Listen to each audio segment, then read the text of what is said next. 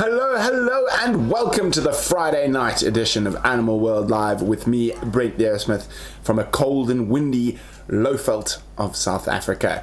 This is Animal World Live.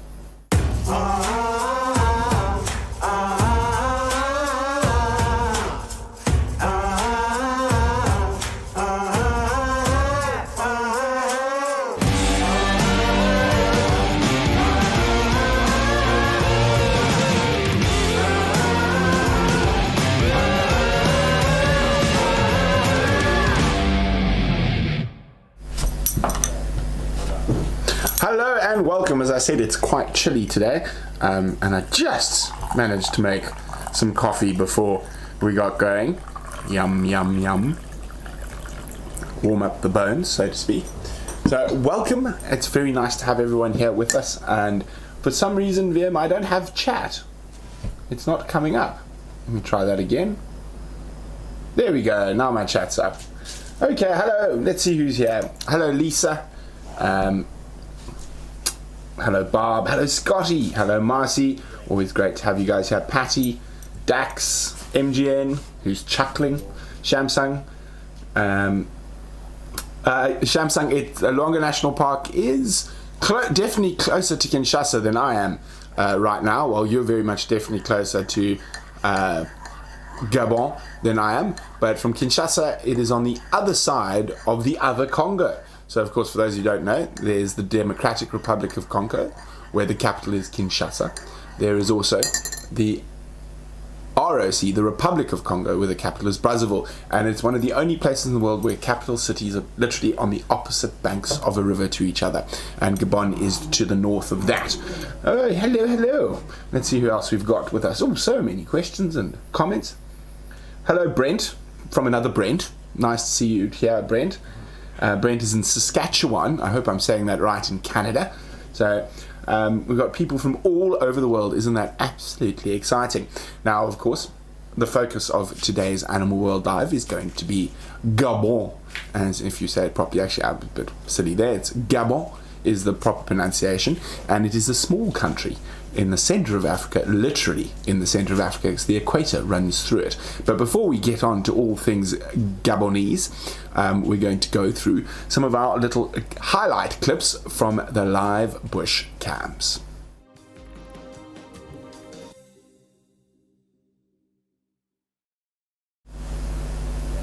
So since the rain, the live bush cams have been a little bit quiet, so we've dug into the archives to grab some stuff from the past couple of weeks.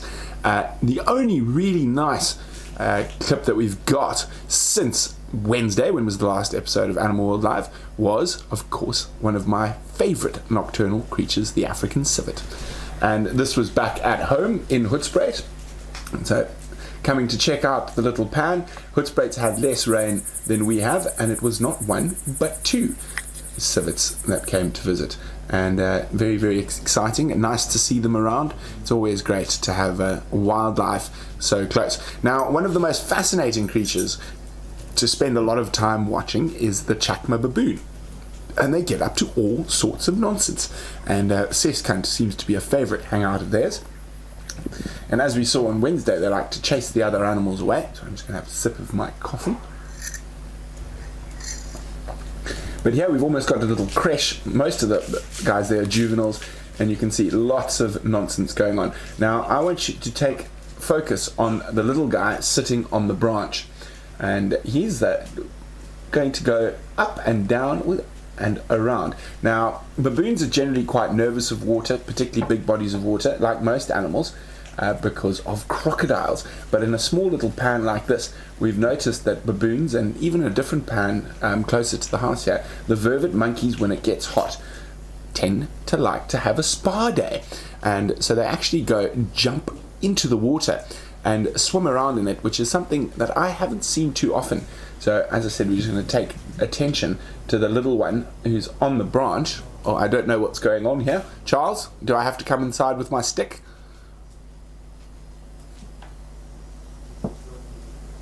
Oh dear, I think we have a technical issue. I think it might not be a technical issue, more of a human issue. We'll see what... No, oh, we're back, all right. I'm not sure what's going on here. Okay, there we go. Oh, we've missed it. Oh, but he's going to go back in now. So let's just keep watching here. And there is a little baboon. Now he's up on the right-hand side. You can see the two bigger ones drinking. There we go. That little one who's sitting there sort of washing his hands or wiping his hands at the moment. He's actually going to go in for a dip if we keep watching. There we go. He's getting a little bit of attention. And as you can see, there's always stuff going on with the baboons. There's playing and chasing and whatnot. There we go. So he's already walked down this log. Now look, he walks down the log, feet all in the water, and then it gets a bit slippery, comes out again, but now lies down sort of in the water, but decides he's not quite done. He's going to go back. Now this was quite a warm day, and makes the jump across and back up again. Now we're going to keep watching. As I said, the baboons spend a lot of time around this area. There's good food availability in that, but and of course water. Now since we've had close on 100 mils in the last couple of days, they haven't been going to that particular camp so much, but because there is lots of water everywhere. So there is still one last clip of that baboon having a proper swim across the whole pan. Now I'm waiting. I don't know if are we going to it? We're having human issues inside. Charles is on the buttons today, but I'm sure he'll find it for us shortly. Let me take some questions in the middle. There we go. Mars, home just in time. Welcome. Here we go. Hello, Joanne, who says hello to Brent and crew. TJS, Widget, Kalena. Okay, it sounds like Wium has stepped in. Okay, we're going back to the baboon swimming. And there we go. And there we go, he decides, jump into the water. Isn't that absolutely wonderful? Swims across the pan, well, the water hole, climbs out the other side, and then decides it's time for a bit of sunbathing. So it's really wonderful with these live cams, the different interactions and behavior we get to see that we don't normally get to see. So that is wonderful. Oh, I don't know if you might have noticed, there was a cream stripe owl moth that just flew in front of camera. It's just landed right here. Let us see if Xander, you're going to go for the cream striped owl. There we go. There we go. Some wildlife visiting us on set. A cream striped owl moth. Here we go. 1 second. That focus on that camera can be a little bit finicky. Oh, how cool is that? So we've got a visitor. Now, did it fly off? It flew off. Where did it go? Oh, there it is, buzzing behind me somewhere.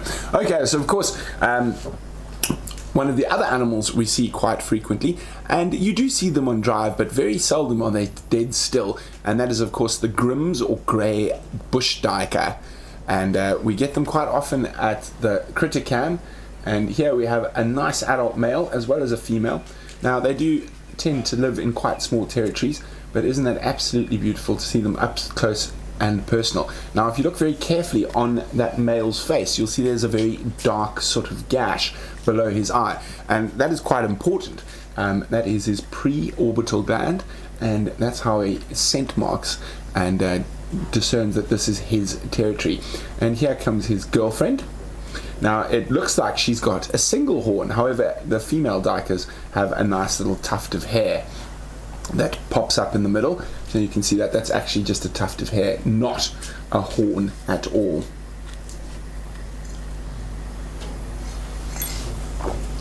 That was absolutely wonderful. Now as I said, we have 6 cameras currently all over the place. CEST seems to be the busiest, but as we move further into the dry season, although after 100 mils of rain it's going to be a while before they're getting very busy, but in a couple of months we're going to be seeing lots of wonderful animals, and one of the animals we're going to see quite frequently during the dry months is of course the white rhino.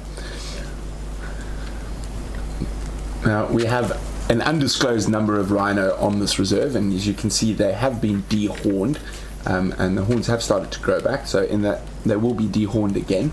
And let's see, can you guys tell me, is that a male or a female? That one who just got scooted off. And there we go. That is obviously a female, quite a big female. You see she's got a sub-adult calf with her. They do spend a lot of time there. I think it was a few nights ago we actually had 5 rhinos and the lions all at that spot. So very, very exciting. So let's see, anyone got a guess to what the one that got scooted off initially was? Was it a male or a female?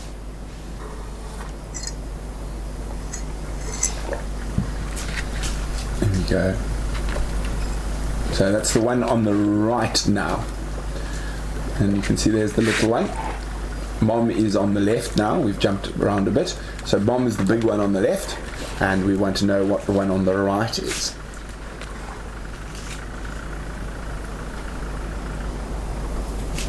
There we go. We've got a few male. Cenac says male. Barbara says female. Cenac says female. Cenac, you got to choose one.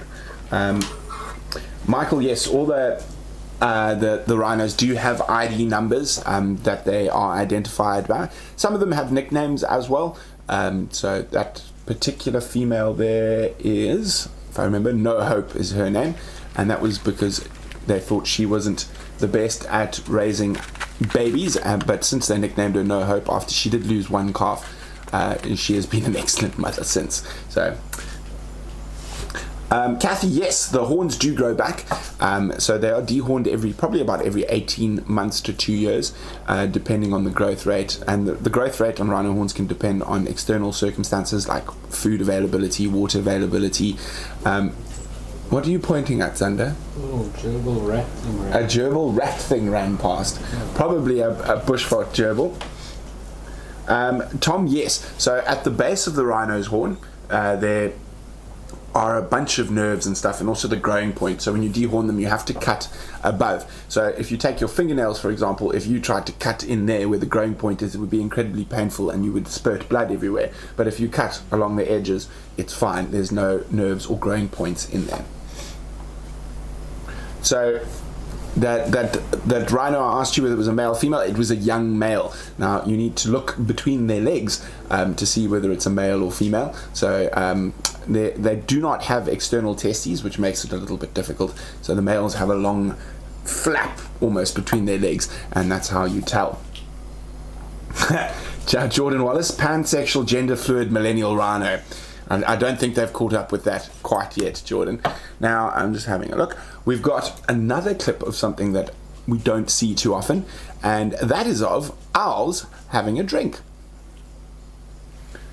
So here we go. We can see we've got 2 spotted eagle owls who popped onto the cam to go have a drink. So that's very cool. Now, of course, they're quite often around these water holes, but we don't see them. There we go, doing exactly that. It's a great place to hunt. The water will attract different rodents and stuff like that, as well as different insects that they will feed on. So quite cool to have the owls around. Look at that, isn't that amazing? Definitely not something you would see, because if you had to drive past there at night with a spotlight, they would probably fly away. Okay, now, as I've been mentioning, we've been having some big storms around in the last couple of days. We've had close on 100 millimeters of rain, and just before the storm hit us yesterday, Wium decided to take to the skies.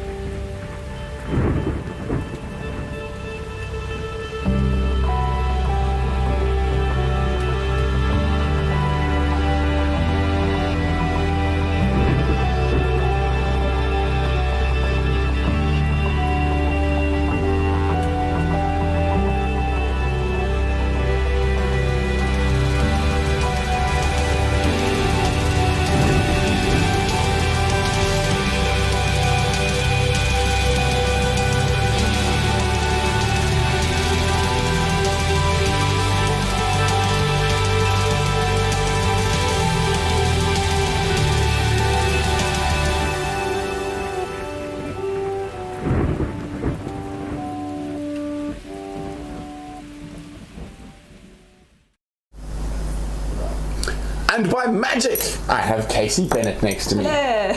So unfortunately, yesterday, wasn't it? It was yesterday. Casey was going to take you on a mindfulness and wellness journey for sunset, and then the heavens opened. It did. And strangely, I was actually going to do a meditation around the weather and just different weather phenomenons. Phenomenons. Can you say phenomenon? No, I can't. That word exactly. And how we can relate to it in our everyday lives. And rain was going to be my biggest chat, and that's exactly what happened. So it's just funny how that's the world works. Yeah. Betty, those lights you saw in the drone footage were from the little mountain village of Campersrus, which basically means campers resting place. There's a little village up on the mountain there. There's a nice cycad reserve, and it gets up into those misspelled forests as you head up the Drakensberg.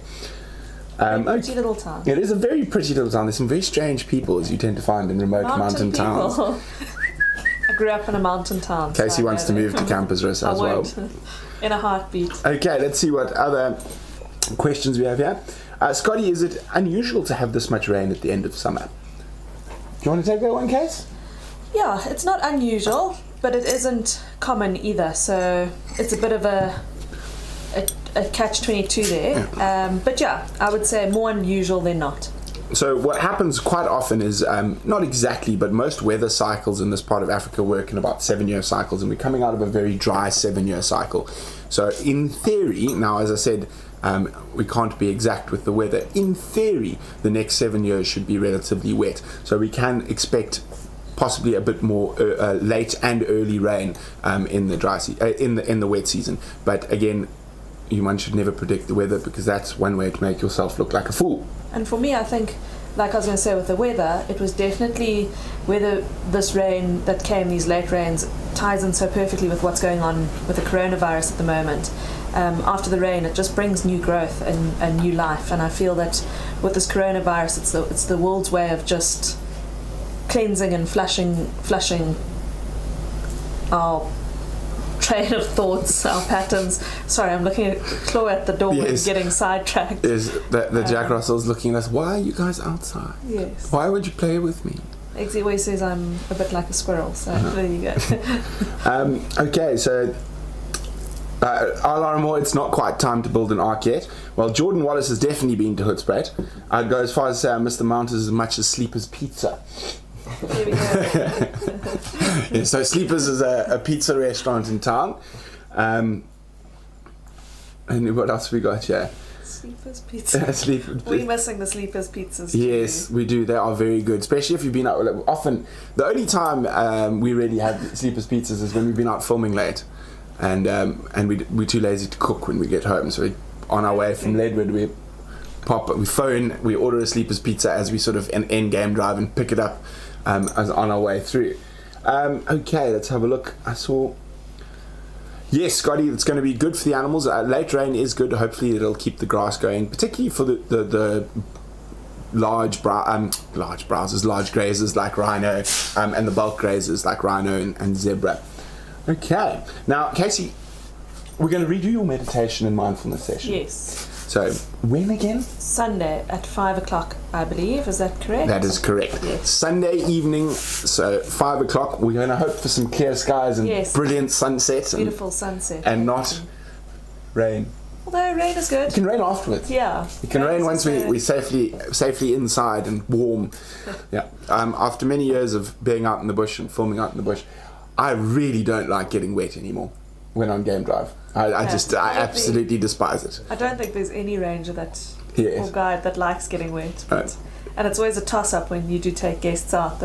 How can you convince the guests that going out in the rain is not a good idea? And for me, they always seem to be, as you get far enough, so you get ponchos and stuff, and ponchos only work so much.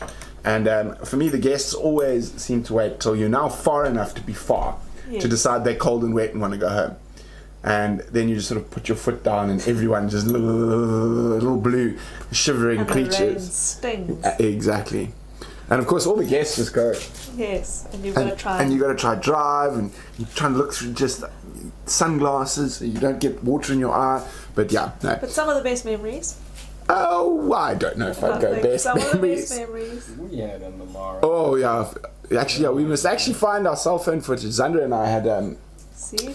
We got rained on so much when I think we'd been in the Mara for a couple of days. We couldn't see the road, and we ended up in the Great Plains concession because obviously there's no fences on the boundaries, and suddenly you arrived at the security picket, and I was just, I think we'd been there, a week? Yeah. And I was just going on direction. I knew we were going the right direction to get home, but the park boundary isn't there, so we actually crossed through. We were naughty. Oh, thank you, Miss Scrumpy.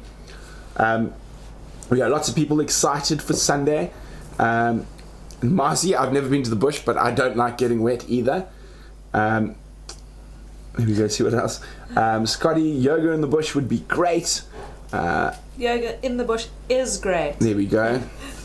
I was doing it this evening, and I had chosen my little spot just behind the house here, and I was having a lovely time. And the next minute I heard some lions roaring, and I kind of listened out to see what was going on. And then I heard kudu alarm calling, so I quickly phoned Brett to say, come, I can hear the kudu's alarm calling. And unfortunately, the kudu's alarm calling drew me off my yoga mat, into the back of the vehicle, and off to go and possibly look for a leopard. So yoga in the bush is definitely... It can be interrupted at any point by the animals. Barbara Russell, join Casey on Sunday at 5 p.m. And she will definitely be able to help you with that. She says I have a hard time emptying my mind, etc. So Casey's definitely going to be able to help you with that on Sunday. Hello, EJ Casil in New York. Pam says, do you teach yoga? I don't teach yoga. It's something that I'm wanting to do. I'm wanting to go over to Goa actually and learn, do my yoga teaching there, which I'm hoping, should we go out of lockdown this year, I don't believe we're going to be doing too much traveling, so I'm hoping that possibly in the next 6 months I can do my yoga instructor's course, teacher's course. Hello, Stick Cam in New Zealand. MGN, off the yoga mat. I obviously missed something there. Dance naked in the rain, it's wonderful. Not when it's cold. Agreed. TK kid. No, anything cold. I disagree with the boys. Dance naked in the rain. I just don't like being cold. Hot. It's good for you.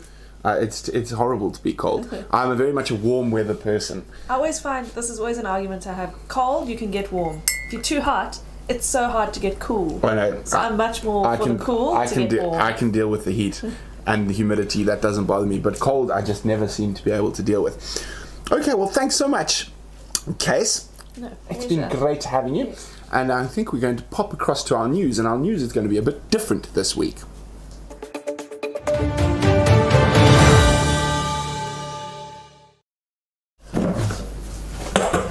Oh, Casey wasn't quick enough. We're gonna have to get better at the people in and out. Do I have to move now, Xander? Yeah, can I sit here? Is that okay? Can I have a sip of coffee? I've got to be very careful with Xander. He keeps a tight ship here. Okay, so normally we've been grabbing news and stuff from all around the world, but we decided for this week we're going to focus specifically on little things we found out while here in the Rietspoort Game Reserve. Now, I found 2 incredible insects this week. One I know about. One you're going to have to help me with, because so far all the experts don't even know what it is yet. So I've sent it out to a bunch of experts. But before we get to the mystery beastie, let's go to one of the coolest little creatures, which is called an African thief ant. Now, you'll see a picture of it popping up. Now, it is a very, very cool insect. Now, they feed off termites, believe it or not, and you actually need a microscope to see the workers. So there are probably a few thousand worker African thief ant on that drone or queen. So I'm not sure whether it's a male or female. They look very, very similar. Now, this rain has caused an influx of these incredible insects, and lots of different insects. Now, those tiny, tiny little workers that you actually need a microscope or maybe a magnifying glass, you might be able to see one. They are minute, and they ride around on the queen or the drone, and once they hatch, and the flying ant, which is that is the sort of either the queen or the drone of that species of ant, will fly off to find another termite mound. They will then burrow in and make a nest on the side of the termite mound, away from where the main termite chamber's in.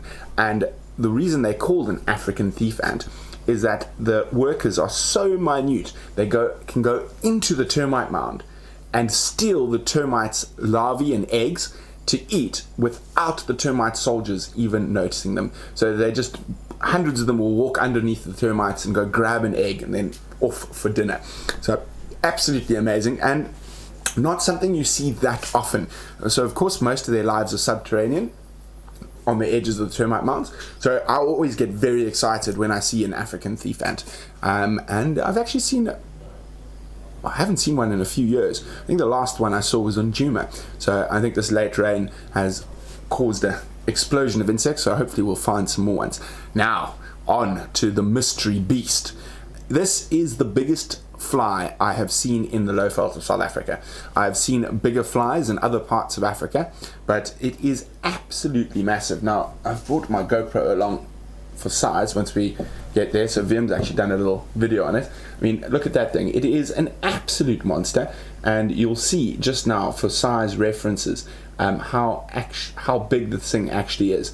And it flew into us, and it sounded like a helicopter, and while we were looking for the male lions the other night. And so this is a GoPro. You can see how big a GoPro is, and there's a photograph coming. You can see, so that fly must have been 5-6 centimeters in length. So I mean, that's absolutely massive. We've had a lot of different guesses from people, experts and whatnot. Well, not experts, other guides, and that what fly it is. So far, none of them have been spot on. So we've gone through a whole bunch of different families that we thought it is, but we haven't been able to find it. So hopefully, if you guys find anything on giant red-headed, red-legged African flies, it could be one of the hippo flies. I'm not sure. I'm leaning towards I can't remember the name now, which is a giant fly species, but they're quite rare in Africa. But this is the first time in my life I've ever seen that a giant fly. I've never seen this species of fly before, and you can see it's a true fly. It could be a carrion fly. As I said, we're not sure yet. So it's one of the mysteries that I'm going to try to figure out over the next while. Pam, it is definitely not a cicada. It is a fly. It is a true fly. A cicada is a bug. So it's definitely not a cicada. We're not sure if it bites. It didn't bite when we were poking around it and moving it. Other than the legs, it makes me think of a locust. But if you look at the head, it's got those very distinct, the body shape is very distinctly fly. And the way its wings cross over, and you can see those big compound eyes, but very, very cool. But we had quite a lot of fun. It landed on Brian's head for a bit. Where else did it land? It landed all over when we were trying to film it and photograph it. And of course, strangely enough, while we were doing that, we had 5 rhinos next to us in the dark, making all sorts of funny noises. Like rhinos make very, very funny noises. But yeah, so that's our news for today. We decided to keep it local. And for those of you who understand some South African, local is lekker. Local is nice. Now, of course, as I said, now that we've done our housekeeping, so to speak, it is time to get to the meat, or the main course of the show, and that is focusing on the wonderful country in Africa that is Gabon.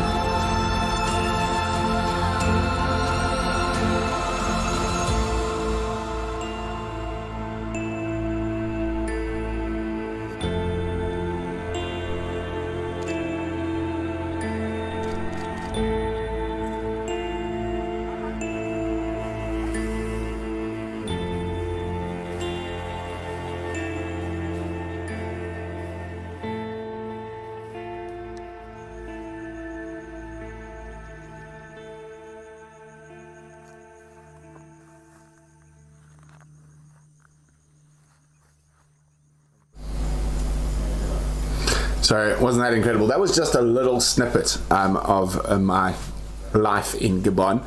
I was based up there for a year, living in the rainforest. So I see some people have already noticing that I had a beard while I was there. Yes, my electric shaver broke, and being out there, you can't exactly pop to the shops and get another razor. So I actually had to wait for a friend who came to visit me from Botswana to bring me another razor. So it took some time to have a shave. Yeah, so it was and I don't like having a beard. It's ticklish, and unlike Zander and Wium and co. But yes, there we go. Lots of wonderful comments coming. Yes, a lot of people talking about the elephants there, Kalena and a few others. They are a different species of elephant. They are Loxodonta africanus cyclotis, the forest elephant. So very, very cool. And you might have noticed that their eye color is quite different as well. And there's quite a little bit of theories in that, but we'll get into that a little bit. It is indeed MGN. It is on the Atlantic coast. It is between the ROC, the Republic of Congo, Cameroon, Guinea. I can't remember which Guinea. The Spanish one, is that Bissau, and Central African Republic. I think those are the borders, if I remember correctly. So yes, the ellies are different. They live in a very, very thick environment compared to our savanna ellies. As you can see, that forest, often you only saw the elephants when you were very close to them. Now, what we're showing over here is the Akaka swamps. Now, you will see some photographs in this later in the year when, if I was standing where I'm standing in that lush grass there, the water would be over my head. So it's a land of absolute changes. I mean, even there we go, there's a big forest eddy in the mud. So there, that lovely little green spot where the elephants are there. This elephant I actually followed for ages. That was right next to our camp in Gabon. Absolutely amazing. Oh, here we go. So the forest ellies are really, really cool. And I think quite often misunderstood. A lot of people think that they're more aggressive than the savanna ellies. I find their behavior quite similar, although I did have some altercations with them. But I just think a lot of people, because of the proximity you come across them often in such a thick environment, they tend to react negatively, because especially if the wind's blowing or whatnot, they can't hear you, you can't hear them, and then all of a sudden there's an elephant 5 meters, 6 meters from you. And as a general rule, what you do is don't run. And I think a lot of people run, which gives the forest elephants this sort of people this perception that forest elephants are more aggressive and crazy and whatnot. And as you can see there, I had absolutely no problem with them. The only time I did get into trouble with an elephant was actually because they got a fright from a big helicopter that flew over, and they happened to run in the direction in a panic in the direction that we were in. Okay, let's see if we've got some questions coming in. Well, a lot of people think the forest is scary. No, the forest, I didn't find the forest scary. I found it fascinating. It's such a different ecosystem from what I was used to. And to be able to actually immerse yourself into that ecosystem was incredible. Tom, yes, there are some magnificent tuskers up there. Now, a big forest elephant bull, like that one we're looking at there, is probably a bit smaller than the biggest sort of elephant cows we get out here. Is that a giant fly? No, it's just a moth next. Zander's also looking at this thing that landed. We wonder if we found another giant fly. Speaking of giant flies, there were lots of giant flies in Gabon, and they bit, and it was very sore. So yeah, some magnificent tuskers there. That area we were in was just so absolutely magnificent and pristine. Longa National Park is quite unique in the fact that it's flanked by two massive lagoons or estuaries. I've gone blank. The Ndogo Lagoon in the south, and the Ndwani Lagoon in the north. And to get to our camp, you might have seen in the beginning of that clip, is that we had to take depending on the weather and whatnot, because we often got caught in big storms while on the boat, and it could get quite rough and quite scary. It would take a good couple of hours, 4 or 5 hours if you were heavily loaded, to drive the boat from where we could get the vehicles, where we picked up our supplies and etc. To the camp. And then while we're in the forest, there was no game driving or whatnot. We did everything on foot. We walked many kilometers while we were there. Barbara, how long were you since it's there? I think I was last there in 2014. But no, I don't think it's changed at all. I think it's very similar. Gabon's got a lot of positives as a country. It's got a very small population. The country itself is about the size of half the size of Texas, and it's only got a population of about 1.3 million. Now, that was my house while I was on sort of exploring the southern reaches, which were far from our two camps. We had our main camp on the Ndwani River, and then we had a sort of satellite camp at Pitidongo on the beach. But when we had to explore the southern reaches down towards the Ndogo Lagoon, this is how we camped. So that's me with a big storm behind me, hoping that I don't drive into another big storm. And so it could be quite scary there. I think the scariest thing for me there was when we got stuck in those big storms on the boat, and you just saw a glimpse there of one of the duiker species there, and that one had was the white legs, cephalope. Those of you who can speak French, is basically duiker, but this is an Ogilvy's duiker, Lugocasta, if I remember correctly, and that's referring to the white legs. We had quite a few different duiker species, and we've got quite a lot of stuff from Gabon, so we're not going to burn it all today, so to speak, but we will do another Gabon segment at a later stage. We just thought it'd be quite nice to show you guys something that you guys haven't really seen before. I'm just trying to have a look. We've got some questions here. Virus aside, how safe is it for newbies to travel in Gabon to see such amazing places? Mars 54, it is not an easy place to travel to yet. I would not recommend going there without a private guide who knows the country and has connections in the country. And if anyone is interested in going to Gabon after the virus and stuff like that, you can just pop us an email on info@painteddog.tv. Also, because of the remoteness of a lot of the national parks and the logistics of getting around the country are very difficult, it is a very expensive country to travel to. And you can't expect the same sort of luxury that you would in Southern Africa. There we go, filming a nice Eddie Bull. So that's me on camera back in those days, and then looking for gorillas or sign of gorillas, checking the tracks at one of our camera trap spots. So here we go. Oh, there's a little, and the snakes were incredible. That's a Liechtenstein's viper. Very pretty snakes. We saw amazing snakes there, massive forest cobras, and of course a lot of people have heard of a Gabon viper. Now that is an incorrect pronunciation. It's actually it's a Gabon viper, and we actually saw quite a few of them as well. And we're back with the Liechtensteins now. Very pretty little snake, and I think that my favorite snake, and there is a photo of it that'll pop up at some point, was of a baby rhino viper, and it is the loudest hissing snake in the world, but also when they're babies the colors are just so vibrant. I'll keep quiet about them till they pop up. Okay, a lot of people don't like camping. Well, yeah, this was beyond camping. This was really roughing it. I mean, I'll give you an example. I weigh about 90 kgs, give or take, so around just under 200 pounds, and I came out of there weighing probably 160, something like that. So we walked a lot, lost a lot of weight while I was there. How is getting into the forest safety wise outside?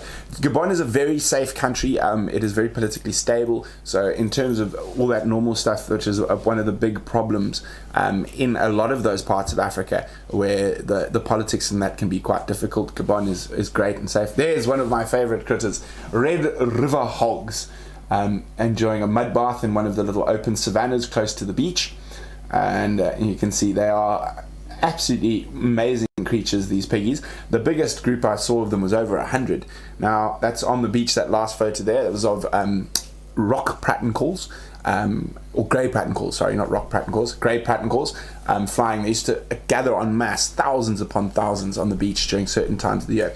Now the one thing that was quite amazing was the seasons in the rainforest. Now we're talking about Luongo National Park in particular here, where we spent most of our time.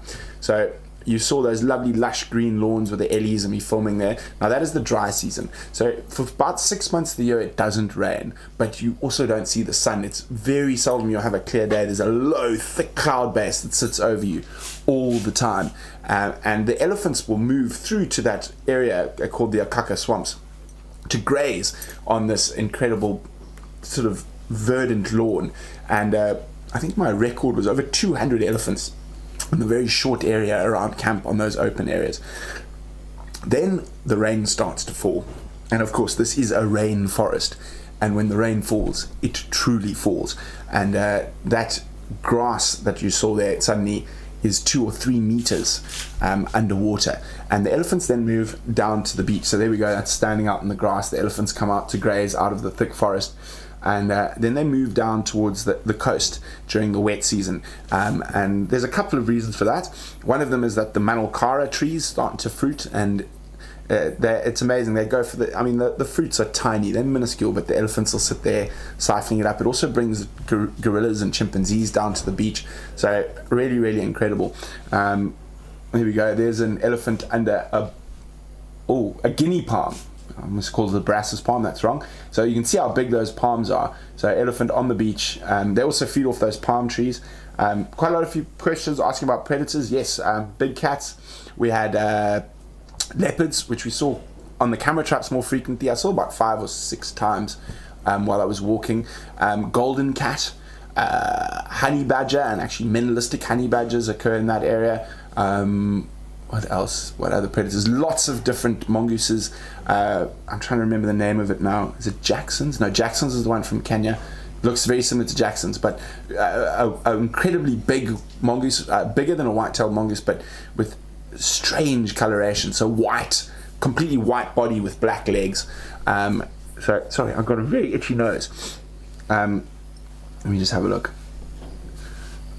Big predators, yes. So leopard is the main predator there, and of course one of the things people don't think is a predator, but of course it's an omnivore, is the chimpanzees.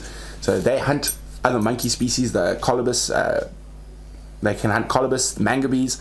So they actually perform hunts on catching the monkeys and duikers. And for me, probably the scariest animal in the forest. I got really charged by a big male chimpanzee once. We'd found what you call them communities, and we're sitting on a log, and I didn't realize when we found them, one of the sub-adults was up high in the tree above us, and didn't realize that it was there. So this male just came out and took a tree that was 10 centimeters and plus in diameter. There you can see a little chimp. There's chimp ghosting. So I found when we heard chimpanzees, if we sat down and started talking rather than trying to chase them, they would actually come to us to inspect us. So it was very, very cool, and a completely new experience for me from being based in the savannas of Africa. Oh, isn't that amazing? So there we go. So as you can see, viewing is quite difficult. Filming was very difficult. Now if you look carefully, and forgive my shoddy camera work here, but right at the top of that tree, that's probably about 40, 45, 50 meters up in the air, there's a chimpanzee feeding on fruit. So absolutely incredible. There you go. Again, forgive my shoddy camera work. This guy came right down to check us out, and it's amazing how incredibly I've lost my train of thought there. I was just watching the chimpanzee, how incredibly agile they are. So as I was saying, that when we got charged by that male chimpanzee, he must have taken a tree that was this big and he just grabbed it and broke it. And then one of the strangest sounds you'll hear is when a chimpanzee's scared. Now, of course, chimpanzees can laugh. They show quite a lot of this similar emotions with us. But when they're scared, they make a very funny noise. It's just this ooh, ooh, ooh, ooh, ooh, ooh, ooh, ooh, ooh, ooh. And that little one above us was making that, and this male just came in, and I mean, they're scary. They're the only animal outside of human beings that can commit premeditated murder. Well, I think hyenas can as well. So very, very cool. Okay, so we've actually, so as I said, a lot of animals get surprised, and you surprise them. In this case, we're actually in an area having lunch. We'd sat down and we're having a snack, and a herd of forest buffalo decided to wander into us, and then suddenly they smelt us, and there was absolute pandemonium. Oh, there we go. I smelled a person, oh dear. So it was that happened quite often. We would just be sitting there, and we used the big elephant paths to move around, and would stop for lunch or whatnot, and an animal would actually come into us. Michael, I will chat about habituating of chimps in a second. I just want to see if we've got any other stuff coming through. Jordan, we did not have any grey neck pithecanthus in our area. They did occur further south to us in Mayumba, but the terrain, we didn't have any of those nice rocky cliffs and stuff that they like to nest in. But I can guarantee you we looked very, very seriously because that area is, as I said, not too far from us. There were records of them nesting. And the area we stayed in for that year was about 20,000 hectares, and it was cut into 1 kilometer by 100 meter blocks, and we actually zigzagged and walked every block to see what was actually in the concession. RMO sounds like the best diet ever. I'm not sure what it is. I can tell you that our diet there wasn't great. Because of where we were and how remote we were, we didn't have any refrigeration.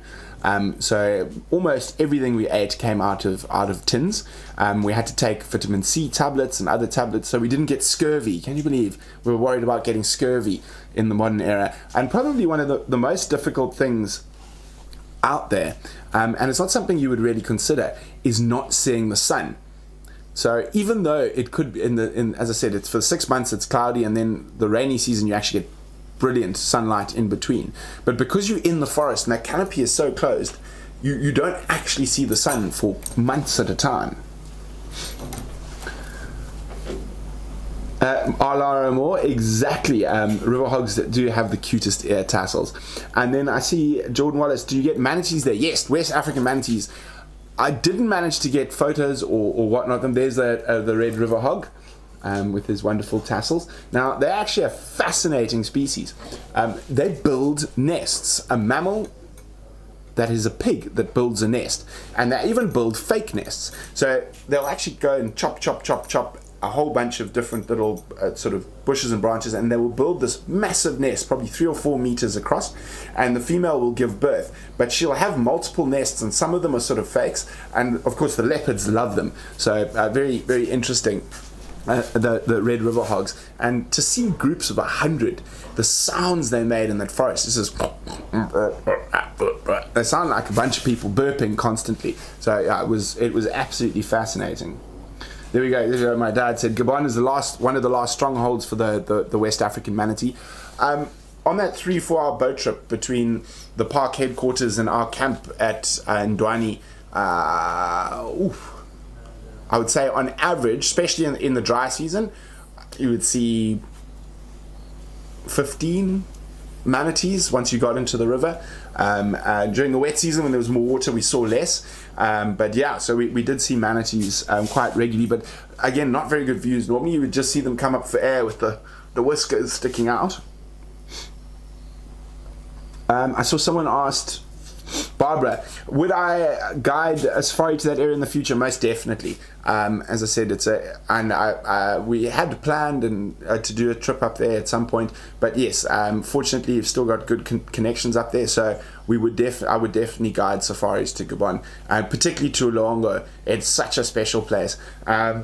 You've got to be prepared, though. You're not going to see the masses of wildlife like you are in the Mara, and that the birds are brilliant but incredibly difficult to see, because quite often you're doing this, you get a sore neck bird watching in a rainforest.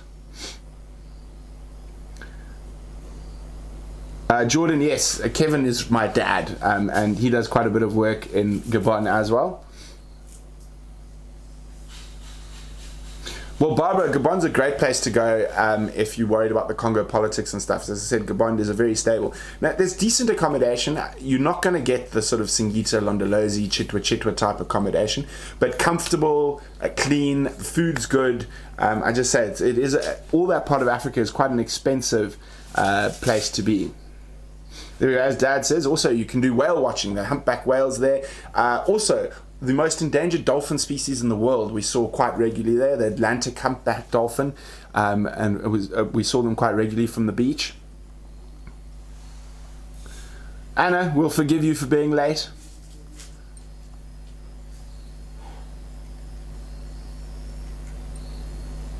There we go. Midnight's also late. I'm just having to see. Sparrow, how do you handle a chimpanzee charge? Excellent question. The opposite, well, not the opposite, but very differently to how you would handle a charge from a lion or an elephant. Now, in the first clip, you saw me as the elephant charged me. I grabbed the tree and I shouted at him and I shook the tree. Now, with the great apes, you actually become submissive. So for me, coming from when a lion charges me, I go, hey, stop it, or an elephant, etc. I shout at them or move towards them as a general rule. With the great apes, gorillas and chimps, it's the opposite. You try and make yourself small, you look away from them, you try to be non-threatening, and then slowly move away. So completely the opposite to what you would do with a lion or a leopard or an elephant or a rhino. Here we go, all chimps again. Kathy, were there gorillas there? Yes, there were. Unfortunately, I didn't get any good video footage of the gorillas because the gorillas in our area were unhabituated, so we did see them reasonably frequently. However, a lot of them were very brief sightings. The gorillas can actually be quite timid if they haven't been habituated, and being one of the biggest animals in the forest, they're actually one of the scariest animals. And the big silverbacks actually seem to be the biggest chickens, and they generally go, ah! Literally sounds like a person screaming, and then they run off and you just hear trees going. Yeah, so quite interesting. I think we identified 7 different family groups within that area, as well as quite a few transient blackbacks, so young males, and transient silverbacks as well.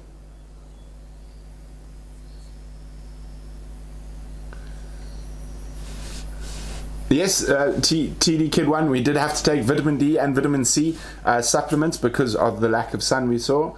I'm going to ask, I don't know if we can. Marcy would like to see the red river hog again if possible. VM says give us a second, he'll get there. Oh, thank you, Kruger Cougar. Anything on the beach you didn't expect? That actually ties in perfectly with wanting to see the red river hogs again. So again, during the... When was it now? I've got to get my... Okay, during the dry season, while the elephants were congregating around the Kaka swamp, a lot of the red river hogs actually moved down to the beach. So during the dry season, there is less food in the forest than during the wet season, and the pigs would actually go and feed and forage on the beach, picking up stuff that had washed up as well. But for me, the most interesting thing is they would hunt ghost crabs. They would go dig out the ghost crabs and eat the crabs directly. So they would move along on the beach, 30 or 40 of them, and they would use their snouts to dig out the ghost crabs and feed on them. Jordan, yes, it does have the potential to be a truly premier destination for ecotourism in the future. Michael, we saw a lot of leopards on the trail cameras. No black ones. Gabon's quite famous for menelistic leopards. We didn't catch any on our camera traps, but yes, they were in the area not far from us. Our pleasure, Barbara.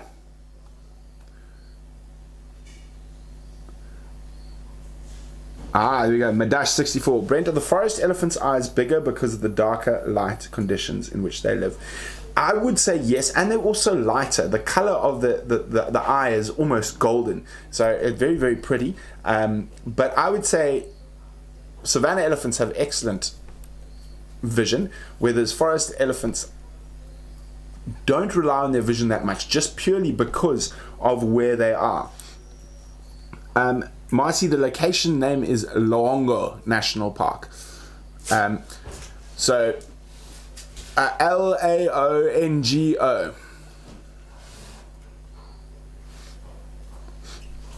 is the name of the park. So yes, I think there's quite a lot of adaptations. Now, Michael was asking about habituation of great apes and stuff like that. So one of the things we're looking at, of course, as a potential tourism destination is how would you habituate? And things have been done differently in that part of the world for a long time. So we went and spent some time with researchers and saw what they did. What I noticed is sometimes that people were just a little bit too forward with the apes, as in you'd hear an ape and everyone would rush off in that direction. It's particularly with chimpanzees, and chimpanzees tend to be, once they've decided they don't want to be found by you, they can be so sneaky. They'll literally go up into the trees and go, "No, you can't see me," and they'll literally hide themselves with leaves, and you can walk right under them, you can smell them, you can see where they've been feeding, and you just don't know where they are.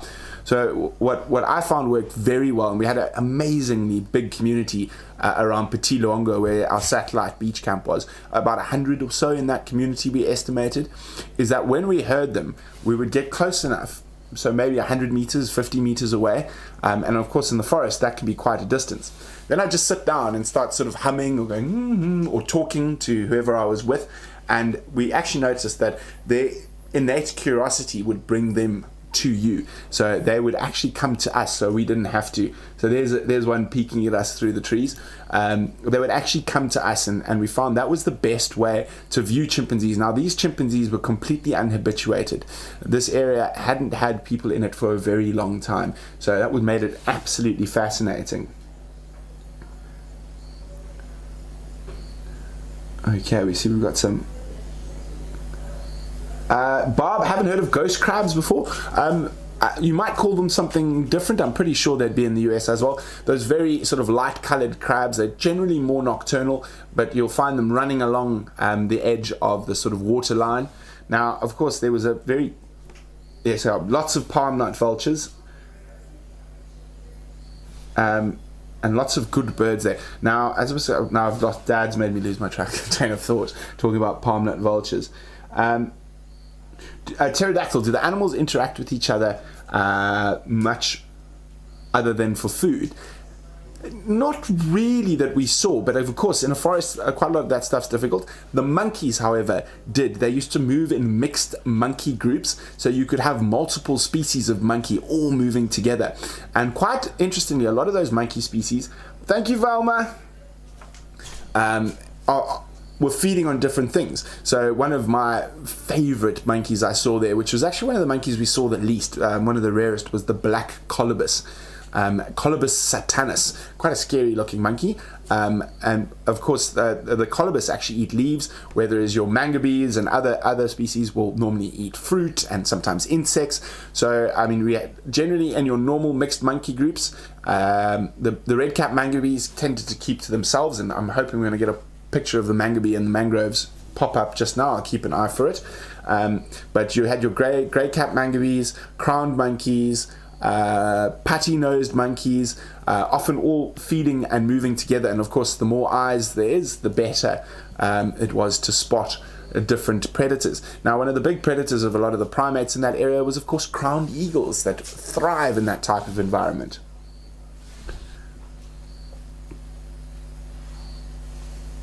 Okay, Mim Z says they hide in the sand. Ghost crabs look like spiders to me.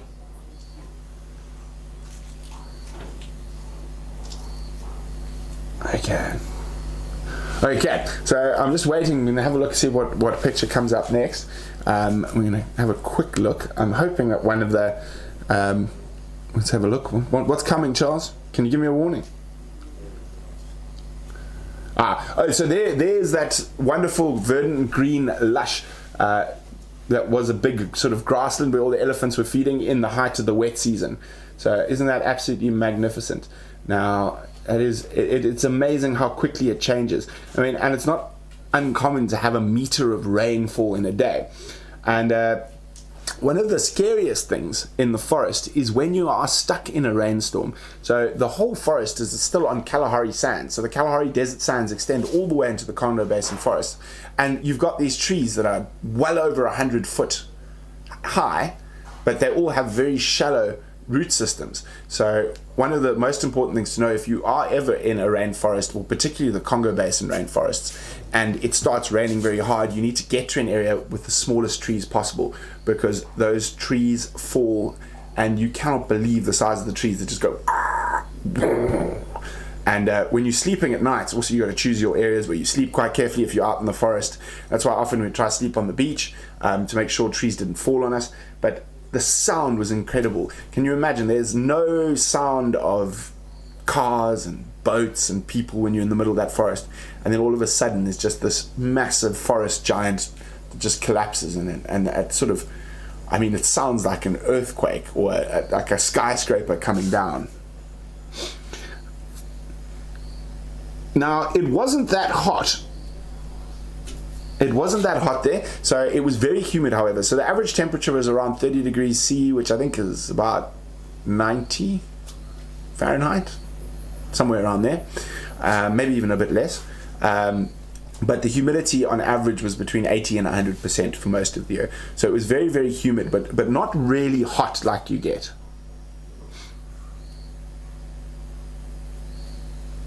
There we go. See, Shamsung's in Kinshasa, and she says, I don't think I'm in the actual Congo Basin. You are. But when it rains, you're just not in the Congo Basin forest in Kinshasa. Well, there might have been forest there once upon a time. But no, Kinshasa and Brazzaville are around the open savannas that were in that area.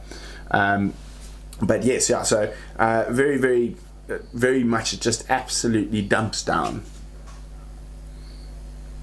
Jordan, yes, fishing was the only fresh fish was actually the most common fresh form of food we got, and I did manage to grab quite a few tarpon while I was there, and also Kibera snapper and karang or Atlantic jacks and longfin jack, and giant African threadfin as well. Probably the best to eat was the giant African threadfin or the cap rouge, the Kibera snapper, which we did eat occasionally. So we used to, when we sort of did the town trip, which was the boat trip to pick up our monthly food order, we would also get some fresh that would last us for the first couple of days before we were back to beans and lentils. And I know a lot, if you're any foodies out there, it's not the real thing, but one of our favorites was, oh man, it's that cassoulet. Which this was a tinned cassoulet, so it wasn't a proper cassoulet. But of course, if you're in Libreville, the capital of Gabon, the food is absolutely stunning. There's some amazing restaurants there. So, exactly, Pam, the humidity is okay with all that water around. Now, of course, it is a wonderful place to visit. And I said, if you do want to visit, just pop us an email on info@paintedDog.tv for once the world is back to normal and we are able to start moving again. And as I said, if you do want to go to Gabon, it is an expensive country, and I do not recommend going without a private guide who knows the country well. And it always helps to be able to speak French. I can't speak French, but fortunately I know some very useful Gabonese people who can speak French. One day I'll try learn again. Marcy, this is not the Congo. When I was in the Congo, I was in Adzala Coco National Park, which is actually not too far from the border of Gabon as well. So that was a bit south of Gabon when I went to the Congo. So it's been great. And have we got any more pictures coming, guys inside? There we go. Oh, some forest buffalo. So actually that reminds me, we will do another show in Gabon, so we've still got so much to chat about. But so those are on the open savannas that are just behind the sort of beach. Now, these savannas are all man-made about 10,000 years ago. And then all of a sudden, the people who were there disappeared. So we actually found sort of piles of freshwater oysters and whatnot that people used to eat, and of various different ages. And that whole area fell under what was called the Kingdom of Congo, which was actually ran from the Cabinda enclave in Angola, and there was quite heavily involved in slavery during that time, and they would catch people from inland and sell them through to the European slavers. Now, on one of my long walks down the beach, we did quite a lot of long walks, I found a tree that was definitely not naturally supposed to be in Gabon. There were a couple of them, and it was on a point where obviously the boats were able to get and beach up onto the beach. Oh, thank you, Marcy. We found baobabs. How do you guys think baobabs, which are a dry land species, arrived in one of the wettest parts of the world? Growing on a beach in Central Africa, on the edge of a rainforest, we found 3 baobab trees. How do you think they got there? Liz says, do these buffs also look at you like you owe them money? No. They're not quite as intimidating as their savannah cousins, but yes, the last part of their scientific name, which I find quite cute, is Nanus, because they're small compared to the savannah buffalo. So we're just waiting to see if anyone's got any guesses to how and why I found baobabs in the jungle, since they are an arid species. Let's see. While we do that, let's just flip through some pictures if we've got any more there, please. Charles, I think, there we go. Oh, this is one I've been waiting for. Look at that. A massive old forest tusker on the beach at Pitilongo itself. Because the earth used to be covered with more water? No. Either humans or animals carrying their seeds. Seeds fell off an animal, a person, a bird. They were brought there by people, most likely slavers. Now, baobab fruit was quite a delicacy, and people would have probably traveled from Angola, southern Angola, or even northern Namibia with the baobab seeds, and you can eat them and suck them. And then obviously that was a point where people stopped long enough that they dispersed those seeds while eating them, and their 3 baobabs grew. They don't look very healthy. For the next Gabon show, I'll actually find you the photographs of those baobabs on the beach. But for now, it's been absolutely wonderful having you with us on this Friday night Animal World Live, and as I said, we'll be doing it again on Monday, so keep an eye out for that. Just a quick reminder, there will not be a Tale of Two Mothers this Sunday, but there will be a bumper edition the next Sunday. So we will do something on Sunday. We're not sure exactly what yet, but we will keep you up to. Oh no, of course, Casey is doing her meditation and wellness on Sunday night. That's what's happening on Sunday night. So don't forget to join Casey for meditation and wellness at 5 p.m. Central African time on Sunday evening. Now it will be scheduled, so all the times will be on our Painted Dog YouTube page. You can see what is there. Now, before I say goodbye, I want to say thank you to the crew. Zander, smiling at me, and his wonderful set design. He makes us park that thing about 50 times until it's in the right spot. Give up after a while. He says he just gives up after a while. And of course, Charles learning a new skill out there, doing a fantastic job on, I don't know exactly what he's doing. He's pushing a button. And of course, Wium running the whole show from the back.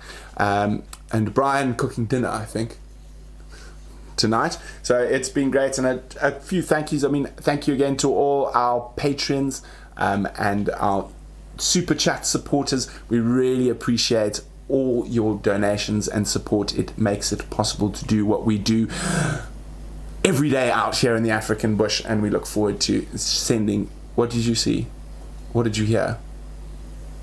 Sounded like a roar. Sander thinks he can hear the lions. Or you... No, That was me. or you moved. No, they're the lions. No, they are. They're quite far away. We actually saw them today, the 3 males. And of course, thank you to Lead Lenser for providing the amazing light that's around us tonight. We really appreciate it.